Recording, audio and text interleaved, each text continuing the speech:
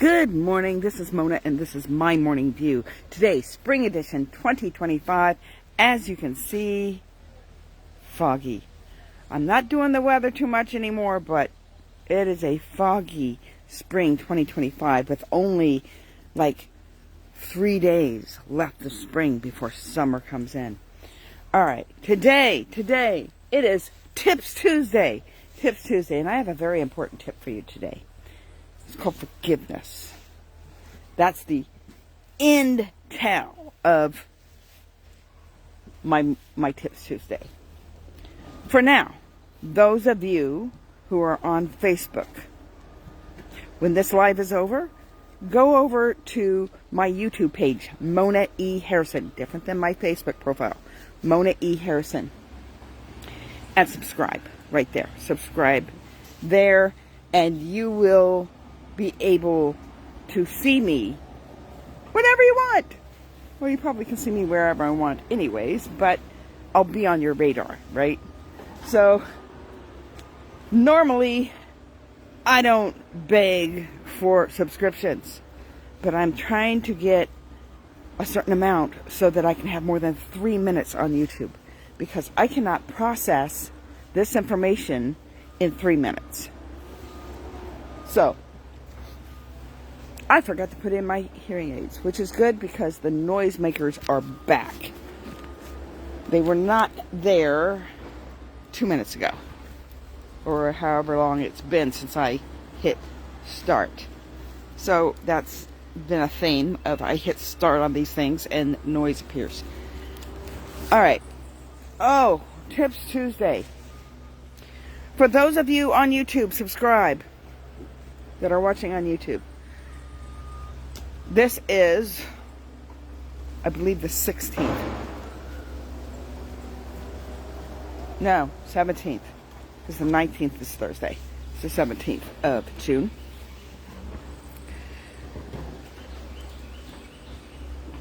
Alright.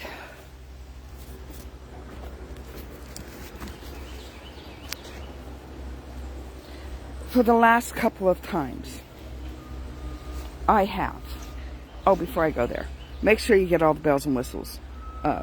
Comment, like, subscribe, notifications, share. Definitely share if you find it valuable. Alright, here we go. The last couple of days, I've been talking about things that have to do with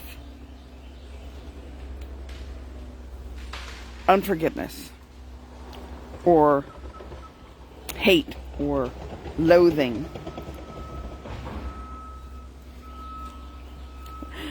the noise. I hope it's not as loud on your end. I don't have my hearing aids in, so it would be worse if I had my hearing aids in, because it amplifies into the video all the noise. So it's a good thing I forgot to put them in. Alright. But it's very distracting, and I'm trying to get through this, and I know where I want to go with this right now, and I usually don't, but with that noise, the distraction, it's, for those of you who know, the brain is still healing. It's not back to where it used to be at one time. Right now I've got my battery on the charger and it makes the phone slippery, so it kind of fell. Okay.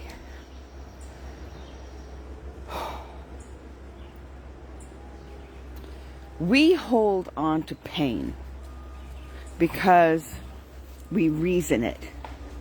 We can understand it. We're like, oh yeah, I have a reason for this pain. It's legitimate. And as long as you continue to legitimize something, it builds its case against you. And I say that in terms of a court, because if you think about heaven in the terms of court, you have Jesus the mediator, right?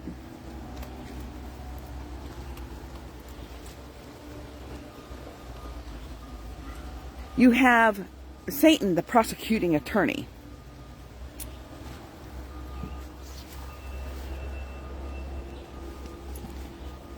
And anything you do or say can and will be held against you. Especially the say. Anything you say can be held against you. Isn't that part of the Miranda rights, right? And the devil will do that. He will use everything you say against you. He also uses anything you do. Good morning, Jennifer. So, illness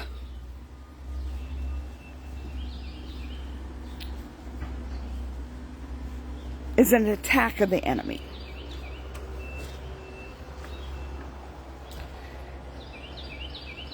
And unless the devil has ground, another legal term, ground meaning rights. Does he have a right to throw illness in your corner? To throw that as a judgment? See, when Satan was going to and fro on the earth and he ran into Job, he couldn't do anything because God had a hedge around him of protection. He couldn't touch Job. And God is a righteous judge. He's just. And he has order. And there are certain things that are protocol in a courtroom. And so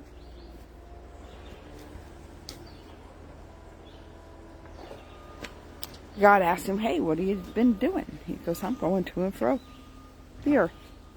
Because that's what he does. Remember, he was banished here. So he's here.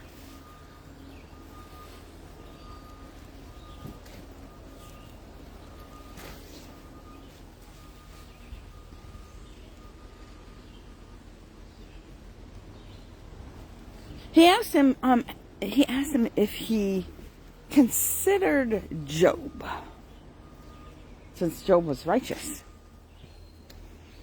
And he goes, yeah, I've considered Job. But you've got this hedge of protection around him, and so I can't do anything. But he can't just do anything because there's a hedge of protection. He can't do anything if Job had no sin. It doesn't say Job had no sin, he just said he was righteous. What Job had was fear. It talks about that he feared his children would not serve God. And he brought alms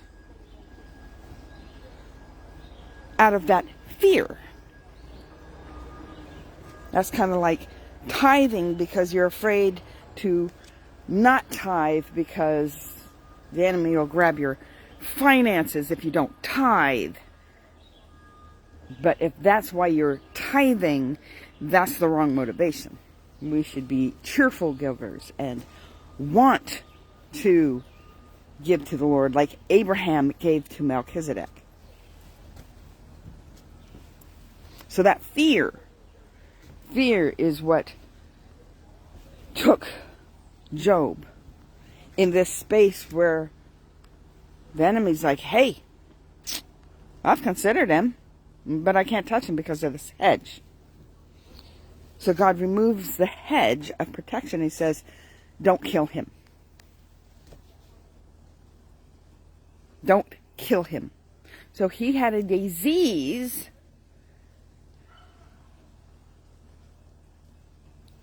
that wasn't going to kill him, but would cause him great pain. That's why his friends were saying, in mercy's sake,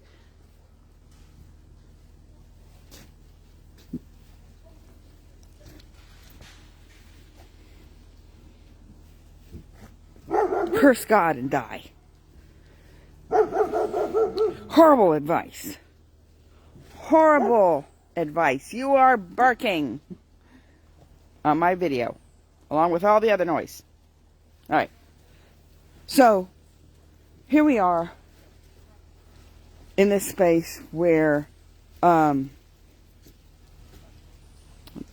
she's got me wondering why she's barking.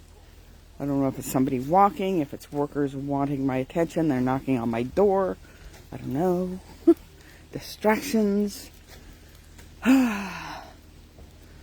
anyways.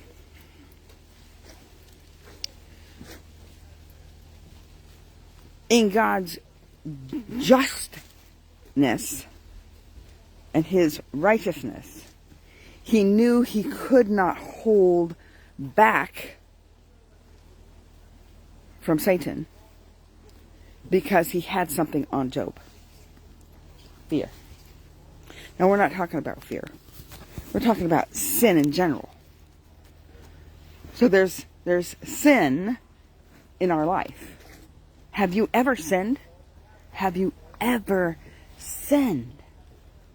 Now, mind you, this is different than generational curses, which, by the way, you still have, even though you have the propensity to sin from the generational curse, you still have a choice.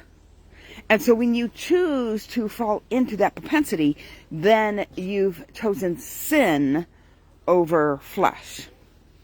Remember, Adam and Eve, it was the lust of the eyes, lust of the flesh, and the pride of life. It was they saw the fruit. They tasted the fruit because, hey, all the fruit is good in the garden. Why couldn't I have this? And then there's the I want to be like God, which they were made in his image. So they were already like God. But then they weren't the high God. They weren't God, but they were like God. And an enemy said, you could be like God.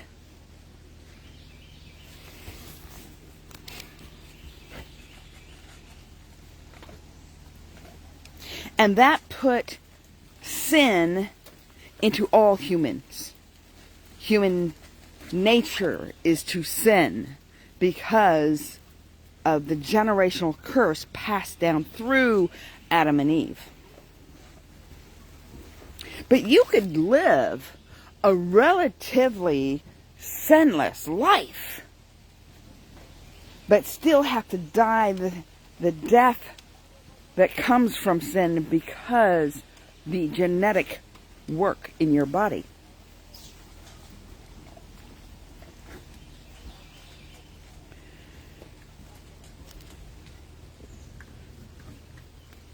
So that's why every man has sinned.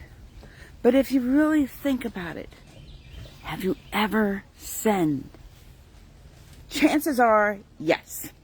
In some way, some form, like Job feared. He was fearing that his children would not serve God. He almost put that into place because he spoke it.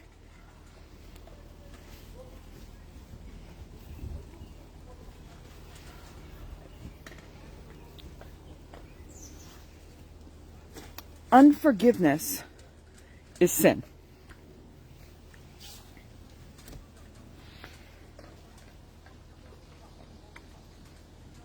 When we hate, loathe,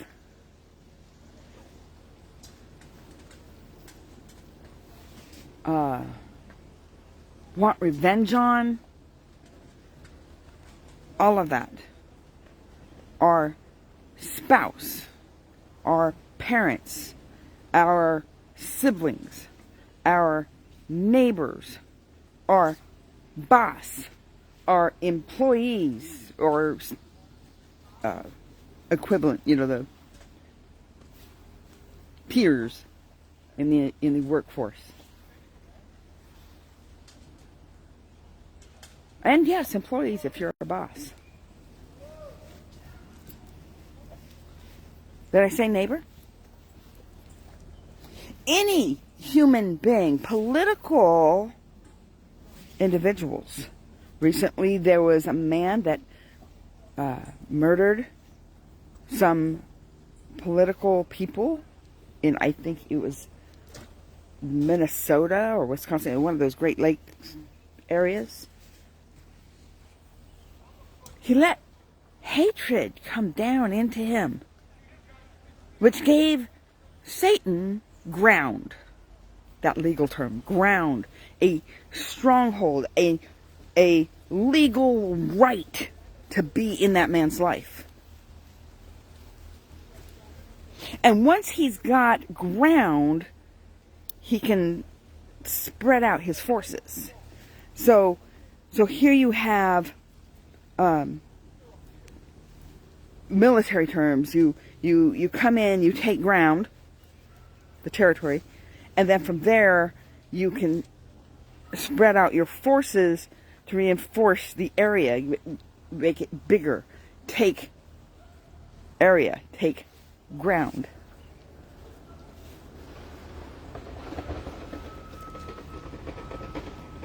It's basically what the Romans did, what the Greeks did as they went through.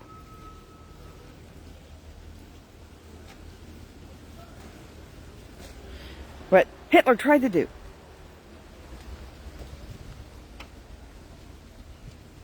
So, when you hold grudges,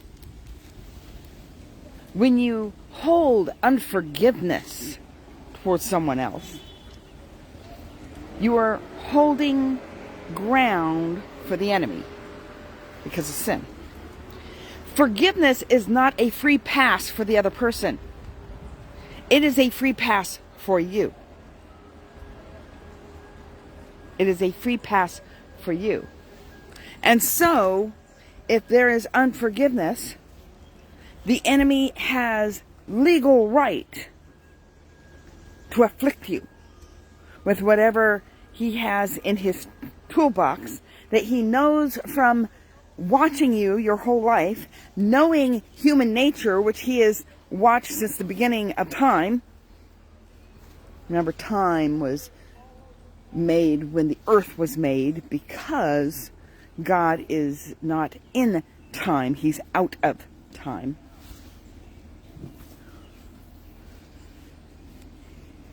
Beyond time, he was and is to come, all at the same time. Which I find very cool. Not my today's message. The point is that Satan's been watching human nature for a long time, and we really have not evolved that much. No, not in our, we think we have, but no. And Satan can pretty much attest to it by throwing the same things into it. The lust of the eyes, the lust of the flesh, and the pride of life. He can pretty much grab anybody with any of those or all three. He knows what will affect you spiritually and what will not. Because he knows you. He's been watching you. He hears what you say. He cannot read your mind. He can't. He doesn't have that capacity. God can read your mind. God knows your thoughts. He knows your inner thoughts, like subconscious thoughts, thoughts that you're not even thinking about, that maybe you don't realize you have swirling around in there because of things we've seen, things we've heard, our senses that have taken in whatever it is around us, circumstances that have happened, sins that we were involved with in one way or another, even if it wasn't our fault. They all build up. And it's what we do with that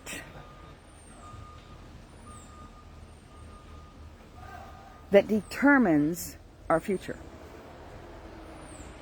Because if we hold unforgiveness in there towards any of those circumstances, any of those situations, the enemy has ground, and he will inflict pain on you.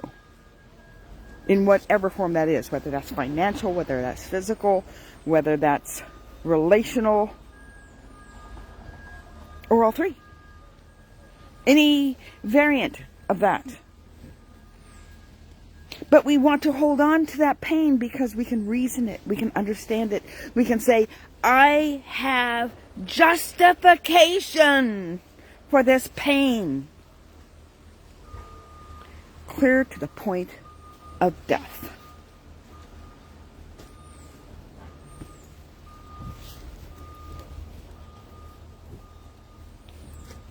How much do you really want to hold on to that?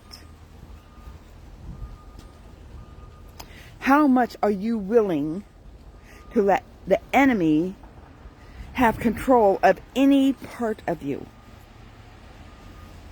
Because he only needs a little bit of ground. And you have to be aware of his schemes.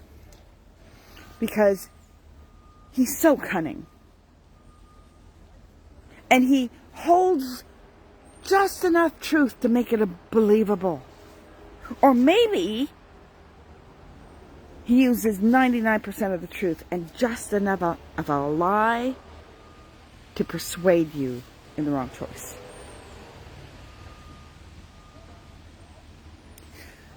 When you forgive, free pass for you. Pressed down, shaken together. You know that verse? Overflowing? That verse comes in context with talking about forgiveness.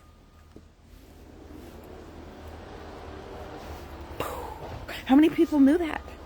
How many people knew that that pressed down, shaken together, running over had to do with forgiveness? Go back and read it in context.